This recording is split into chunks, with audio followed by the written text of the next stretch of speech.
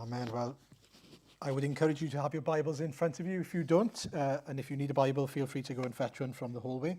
It would be very handy, especially today.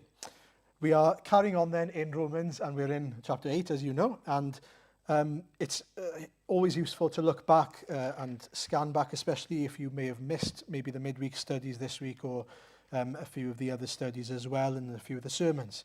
We've been looking at how Paul, in this letter to the Romans, he starts off by showing us that God is righteous. He is pure, and his judgments are pure. And in light of that, we are guilty. We are not pure. I've got bad news for you. We are not who we should be.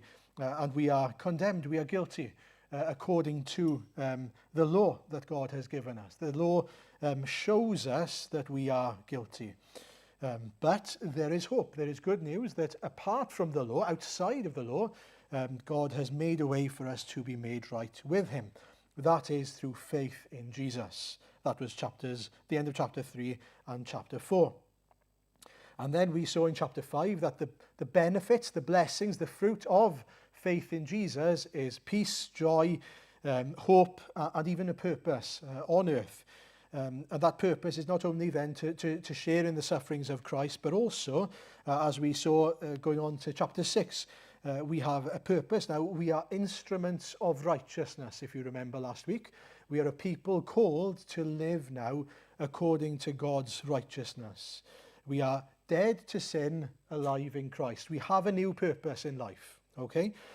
We are new people. We are not to continue as we used to be, sinning, so that grace may abound, as he says in verse 1 of chapter 6. We are to live as instruments of righteousness, to live for God. But, unfortunately, as we saw in the midweek studies this week in chapter 7, there is a battle. There's a conflict. Now, we desire to do what is right, he says. We desire to do what is good. But the flesh that still remains, the earthly nature in us, is now waging war against the mind, is how Paul puts it. To sum it up, maybe verses 21 to 23 of chapter 7. Feel free to look at it in your Bibles as well. So I find this law at work, he says. And by law here, he's talking really sort of this sort of power at work, this kind of dynamic at work. Although I want to do good, evil is right there with me. For in my inner being, I delight in God's law. He wants to do what God wants him to do. But I see another law, another power at work in me, waging war against the law of my mind and making me a prisoner of the law of sin at work within me. And if you're a Christian, you will know something of that. That the Lord now writes his law on our hearts. He shows us, he illuminates to us the fact that no, we are made new, we are made alive with Christ to love God, to serve God, to do what is right in his sight. And yet, it's a prisoner almost, is the picture he gives there, isn't it? Making me a prisoner of the law of sin at work within me. And so he's in this battle, and he says about himself, what a wretched man I am. And he's aware then that in and of himself, in his own power, he has no ability to deal with that, to sort himself out. Who will rescue me from this body that is subject to death? What hope do I have? Who can help me here? I can't help myself, is what he's saying. But he says, verse 25, thanks be to God who delivers me through Jesus Christ our Lord.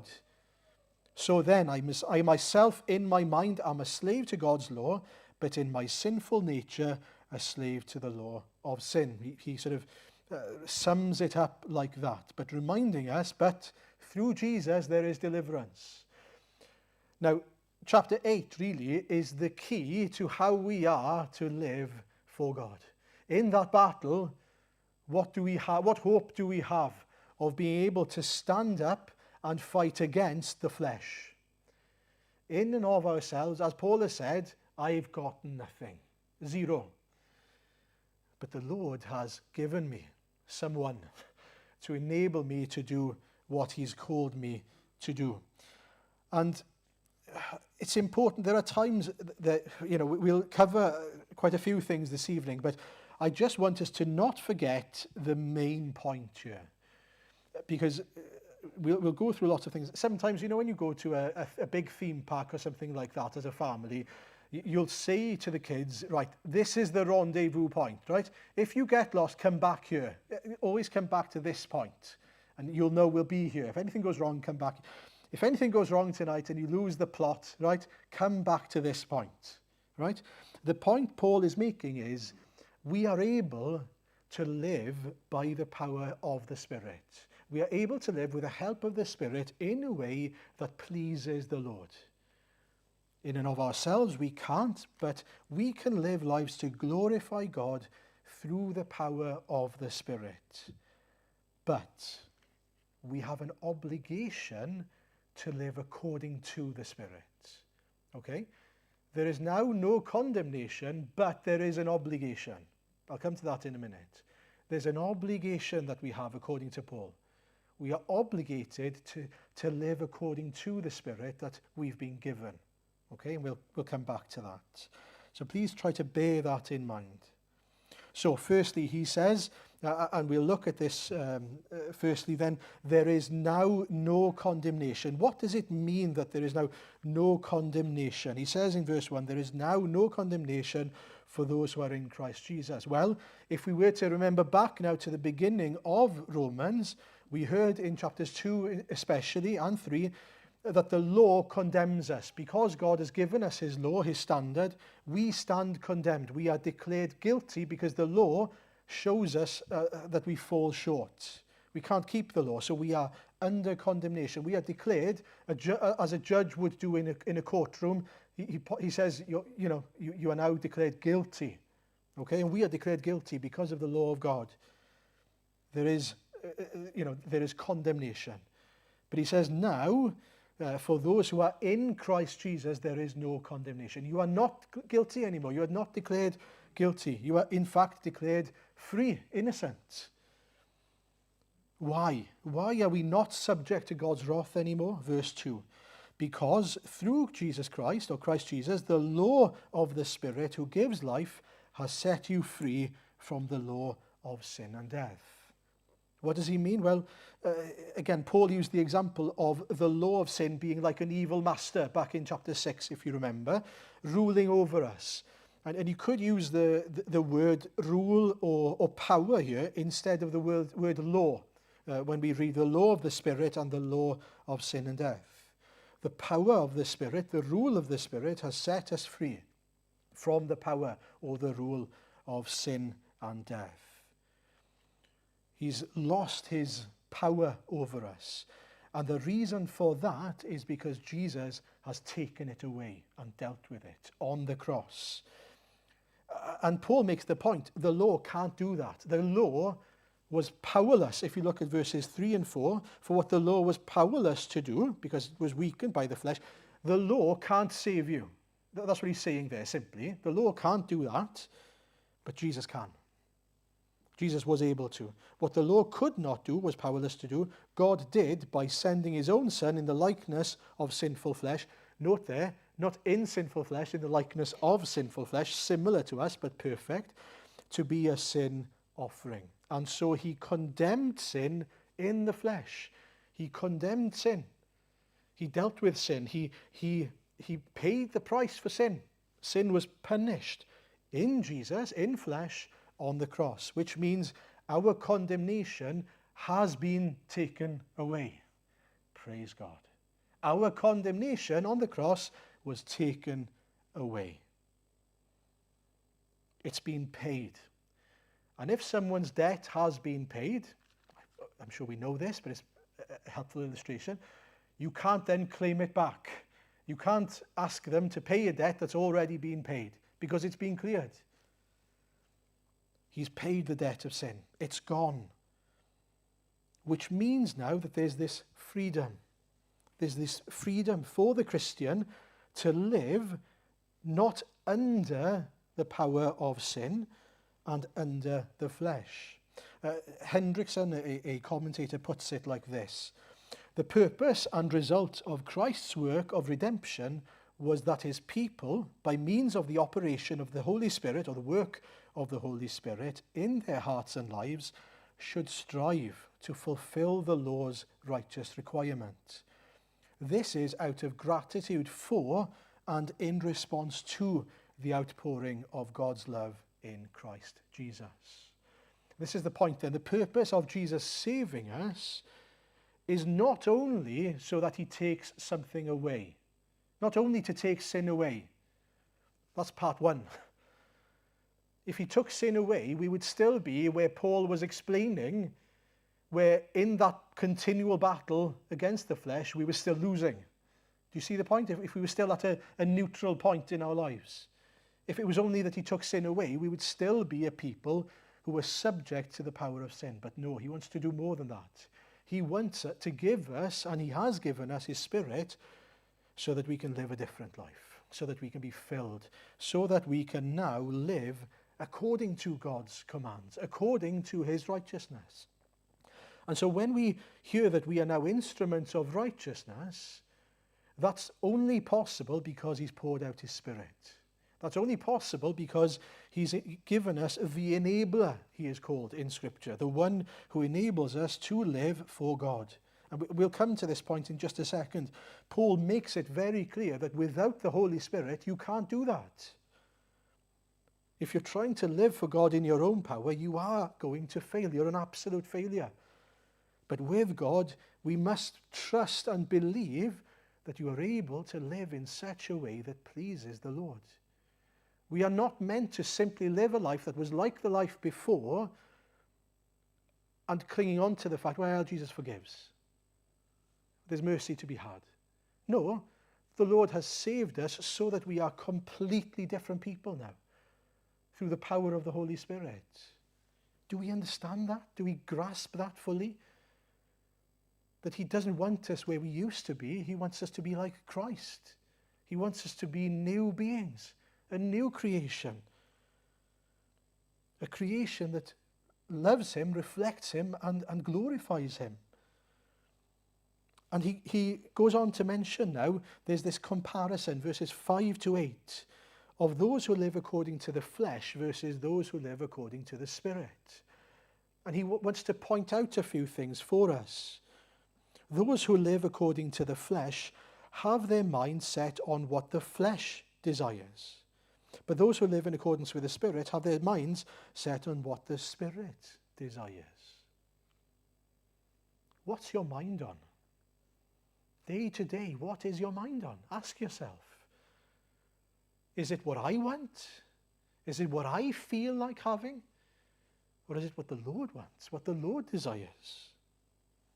The mind governed by the flesh is death, but the mind governed by the Spirit is life and peace. The reason for that is because what the Spirit wants is what truly enables us to have true joy and freedom. We might think that what the flesh wants will bring about flourishing and joy and great things, but it's a lie. It deceives us. What brings about life and peace is what the Spirit wants for us. He knows best, in other words. And so we seek him. Verse 7, the mind governed by the flesh is hostile to God. It does not submit to God's law, nor can it do so. Those who are in the realm of the flesh cannot please God. You, however, he says in verse 9, are not in the realm of the flesh, but are in the realm of the Spirit, if indeed the Spirit of God lives in you. He puts it as such, there's such a sort of paradox, isn't there, or a distinction between both. You cannot be in both camps. Hopping between both does not end up with the same results. One leads to life, one leads to death. One leads to peace and joy, the other leads to hostility with God. Do you see the point? But he says, for us who are in Christ Jesus, and the distinguishing factor is whether the Spirit of God lives in you. And that happens if you are saved. If the Spirit lives in you, then you are not in the realm of the flesh anymore. You are in the realm of the Spirit. If you do not, he sort of doubles down on it, and if anyone does not have the Spirit of Christ, they do not belong to Christ. Make no mistake about it. There are no sort of in-between options here. But, verse 10, if Christ is in you, then even though your body is subject to death because of sin, so this sinful body is still subject to death, isn't it? The Spirit gives life because of righteousness. And if the Spirit of him who raised Jesus from the dead is living in you, he who raised Christ from the dead will also give life to your mortal bodies because of his Spirit who lives in you. And so he says now then, if we belong to Jesus, the Spirit of Jesus lives in us and is at work in us in such a way where he continually brings about life in us, as it were. He gives life. There's eternal life. There's undying life in us now because of the work of the Holy Spirit. And not only does he say that, but he also says that what is lacking in the body will be undone one day, because he says, and if the Spirit of him who raised Jesus from the dead is living in you, he who raised Christ from the dead will also give life to your mortal bodies because of his Spirit who lives in you. One day, even this body that is subject to death because of sin will also be completely transformed and made imperishable. It'll be made right. Even that is not outside of the power of Jesus. But that will be in its time. In its time, that will happen. But in the here and now, through the work of the Spirit, he's at work in us. If he lives in you. He always puts, the word if there, you'll notice. If. There is a condition there, clearly. And that you need to make sure that it is true for you, that you have come to know Christ as your Saviour, so that the Spirit dwells in you. He is the Spirit of Jesus, after all. He says that very clearly there. You'll notice, actually, that there's a bit of a crossover. If anyone does not, verse 9, sorry, I shouldn't mention this. If anyone does not have the Spirit of who? Of Christ. They do not belong to Christ. But if Christ is in you, well, how is Christ in you? By his Spirit. That's how he dwells in us as we come to him. He comes and, I'll mention it later on, he makes his home in us. And if I finish there, it would be great and simple as that. But I'm not going to, because that's not where Paul finishes. Because it's not that easy, is it? It might be that simple in the sense that when we become believers, the Holy Spirit comes and dwells in us so that we can live a life pleasing to God. But this is what he goes on to say. Look at verses 12 to 14, first of all. Therefore, brothers and sisters, we have an obligation, but it is not to the flesh to live according to it. For if you live according to the flesh, you will die. But if by the Spirit you put to death the misdeeds of the body, you will live. For those who are led by the Spirit of God are the children of God. Once again, it sounds a bit as if he's contradicting himself by saying, well, the Spirit is in you and is at work in you in the previous verses, but now is he saying he cannot be at work in you? No, that's not what he's saying.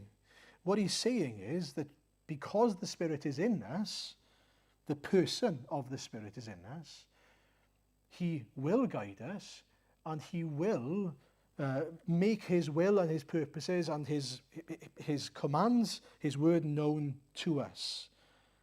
But our part then is to listen, to respond, and to seek the power of the Spirit.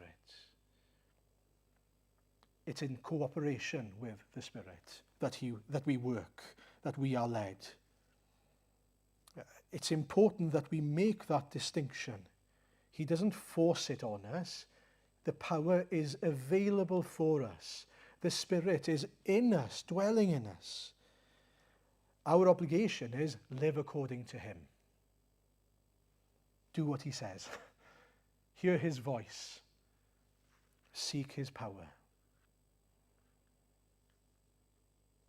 You'll notice that there are commands here which mention you, not the Spirit, but you. You do it by the Spirit, but it's you who's doing it, but it's by the Spirit. For if you live according to the flesh, you will die. But if by the Spirit you put to death the misdeeds of the body, you will live. He's calling on you and me to put to death the things of the flesh. Do we do it in our own power? No. The word obligation, by the way, in the Greek, points to sort of an indebtedness. We are indebted to God. We owe God. After all that he's done for us in saving us, clearing our debt and sin, and pouring his Spirit on us, we owe it to him, after all he's done for us, to live by the Spirit he's given us, is the picture. That's the picture.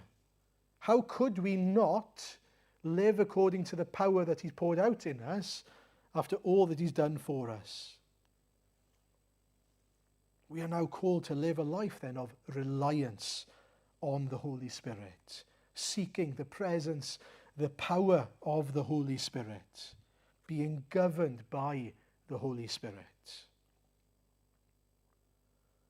And this is something continual, every day, that there's this awareness in us when we wake up in the morning, I am a child of God.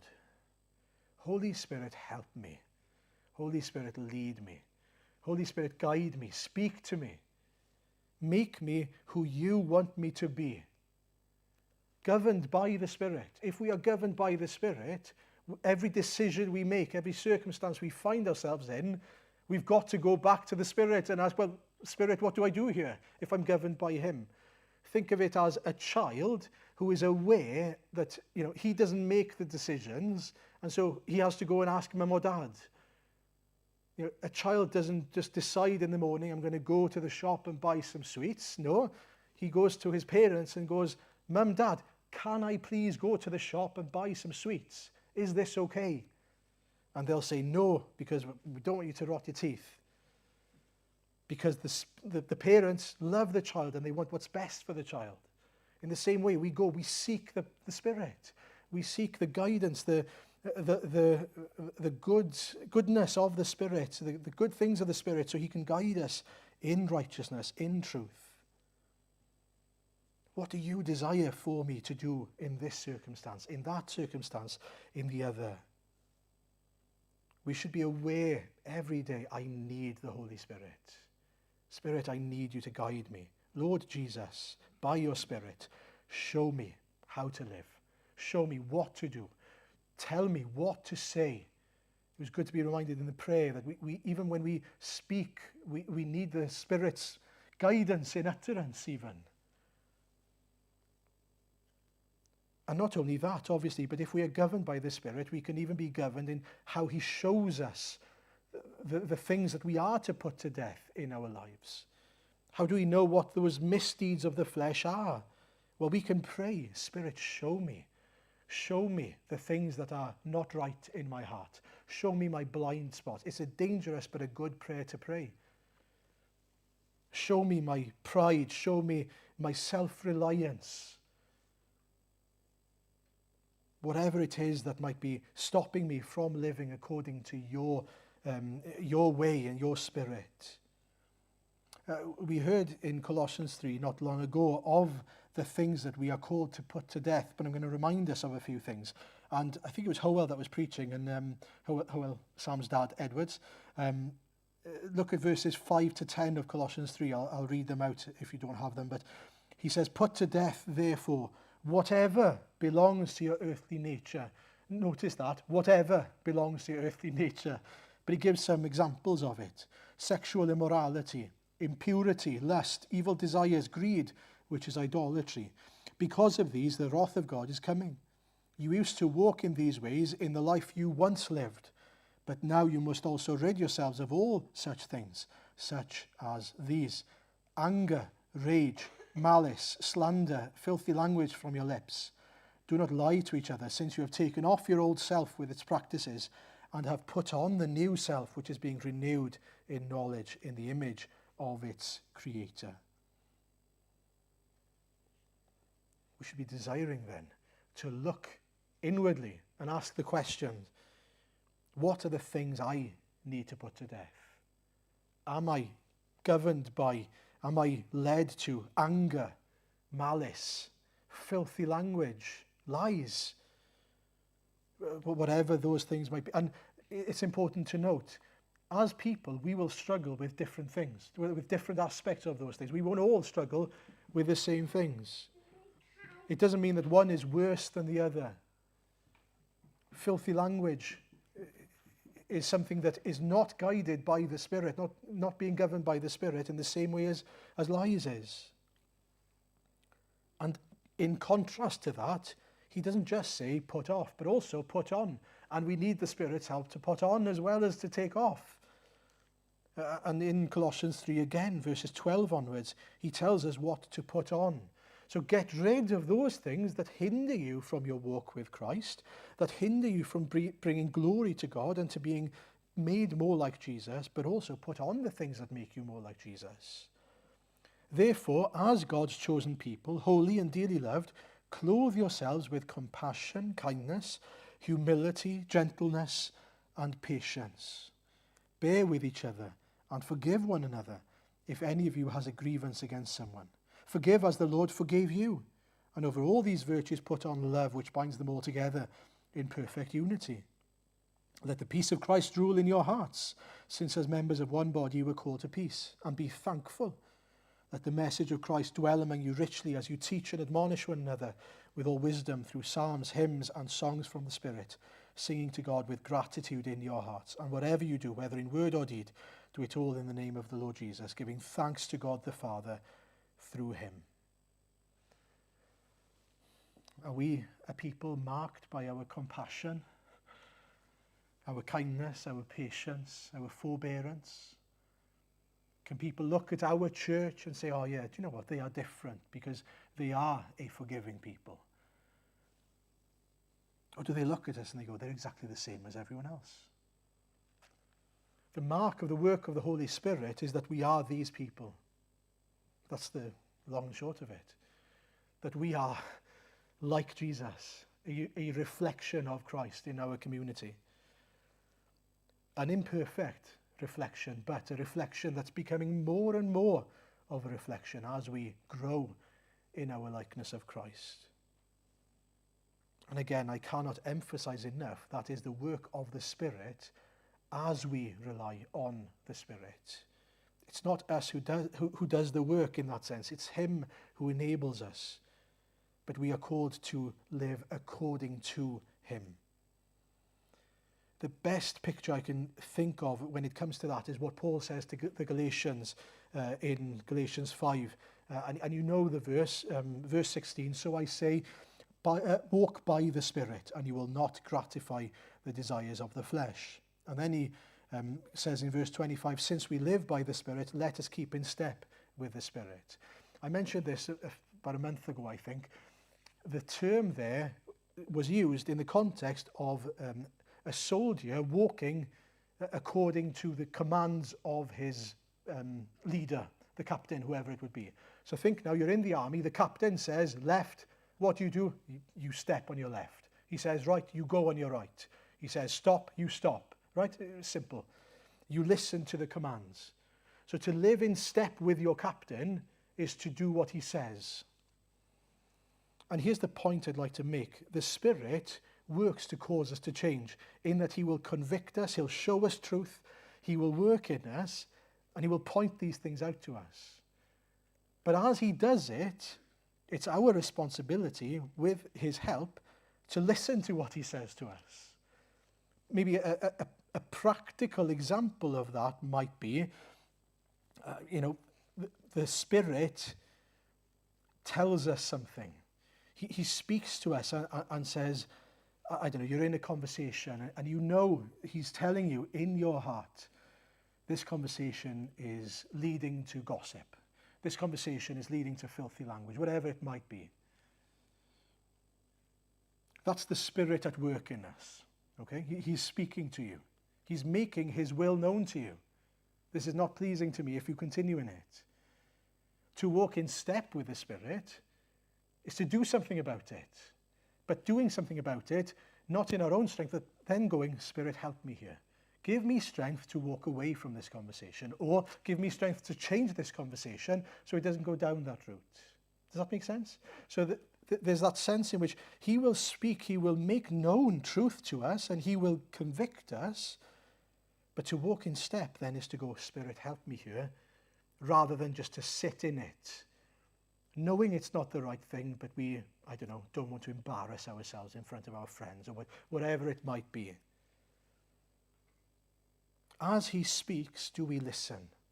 And not only do we listen, but do we respond, and respond appropriately by then asking for the help of the power of his Spirit to enable us to do what he's called us to do in the first place.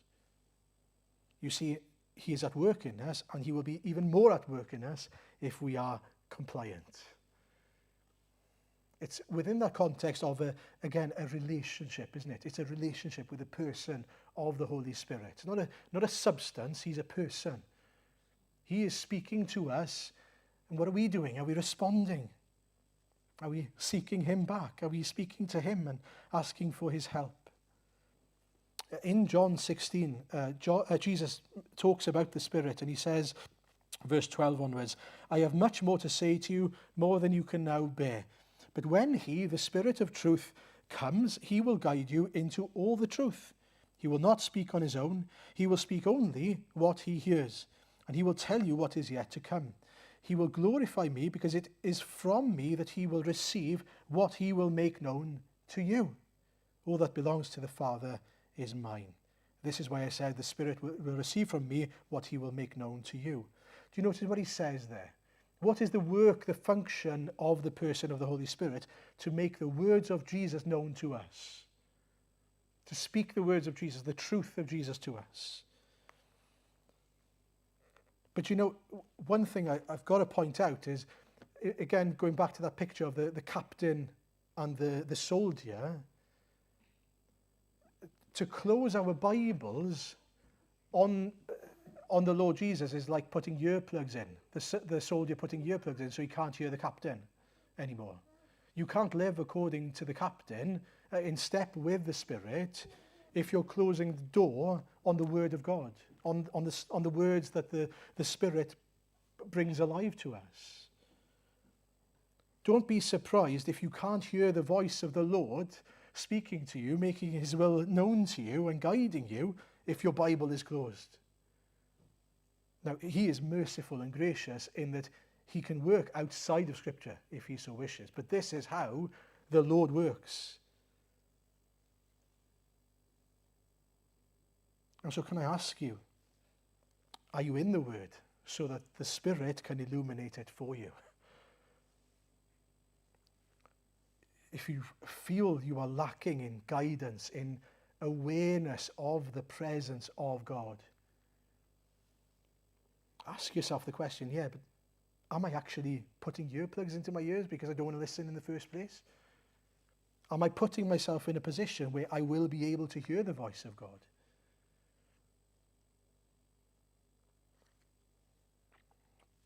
He is, again, as I say, gracious, in that at times when, even in Scripture, we see examples of people doing exactly that, and yet the Lord, in his grace, he reaches out for them. And perhaps he's doing that tonight through the means of this sermon, I do not know. But one thing I will say is, if you are perhaps not feeling, not aware of the Lord's presence, in particular at this moment in time, the best thing you could possibly do is keep on opening the Word of God. Keep on opening the Word of God, because that is where he speaks. That's where and how then the Spirit brings to life these words, the words of Jesus. And so, firstly, praise God for the voice of his Spirit. Praise God that he has put his Spirit in our hearts, the Spirit of Jesus, if we are in Christ. If you are not in Christ, you are outside of Christ, which means you are still under condemnation, which means you still will face the wrath of God. It's inescapable outside of coming to Jesus. And so the encouragement is, if you haven't yet, come to Christ. Receive his Spirit. Be made new so that you can live a life that glorifies the Lord. Secondly, we have an obligation. There's no condemnation, but we have an obligation to live according to the Spirit. Be aware of the danger of hearing but not responding.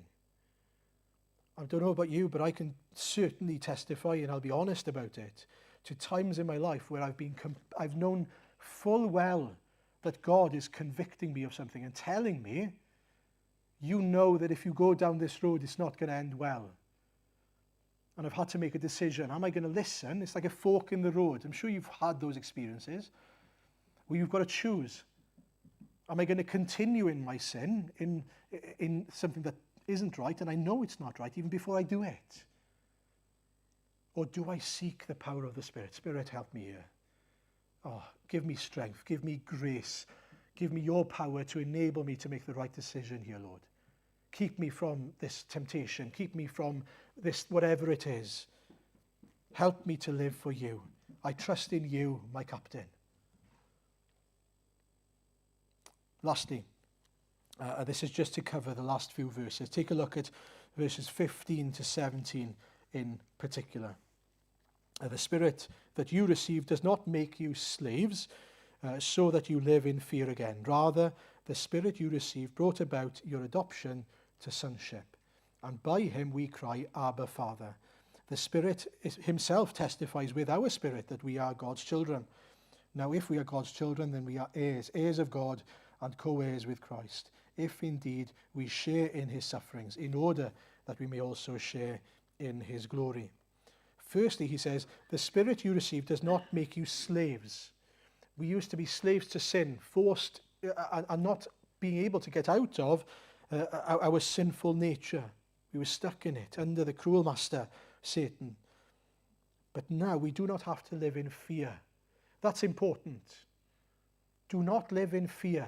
If you are living in fear, and he's talking there in the context of the fear of God, in that you are fearing condemnation, you are fearing judgment. We shouldn't live in such a way where we're fearing judgment anymore. Paul cannot make the point clear enough. You are now not under condemnation. There is now no condemnation for those who are in Christ Jesus. He wants you to know you are free from it. Your debt has been cleared. But what he wants you to know is because of that, you are now children of the King. And what the King has in his kingdom, all the blessings that he wants you to have are yours by the Spirit. And so take advantage of them. Enjoy them. I think it's J.C. Ryle in one of his commentaries. He mentions, paints the picture, there's a difference between a guard in the kingdom of a certain king, in the palace perhaps, and a child living, the son of the king living in the palace. The soldier has to be careful of what he says because he could be cast out at any point. The son doesn't have to worry about what he says in front of his dad because he's his dad. In the same way, he can go to the kitchen and grab some food without worrying about it. The guard can't do that, or someone outside of the kingdom can't do that. We are children of the King.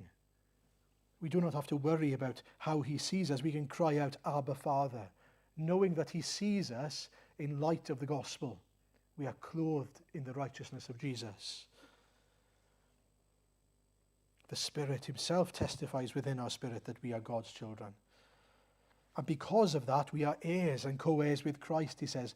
Everything that he, as with an heir in our day and age, whatever belongs to the parents now belongs to the children, as it were. It is shared with them, given to them. God is generous in all the things that he has. He gives for us now and to us, for our enjoyment, for our blessing, including the power of the Spirit. He says, doesn't he, Paul says in Ephesians chapter 3, and I'll close with this verse. He prays, in a sense, now to him who is able to do immeasurably more than all we ask or imagine, according to his power that is at work within us. To him be glory in the church and in Christ Jesus throughout all generations, forever and ever.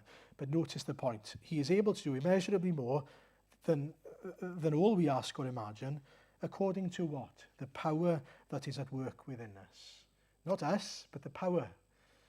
And so seek the power of the Spirit so that we can glorify the Lord Jesus. Pray that we would become the people he wants us to be, governed by him for his glory. Amen.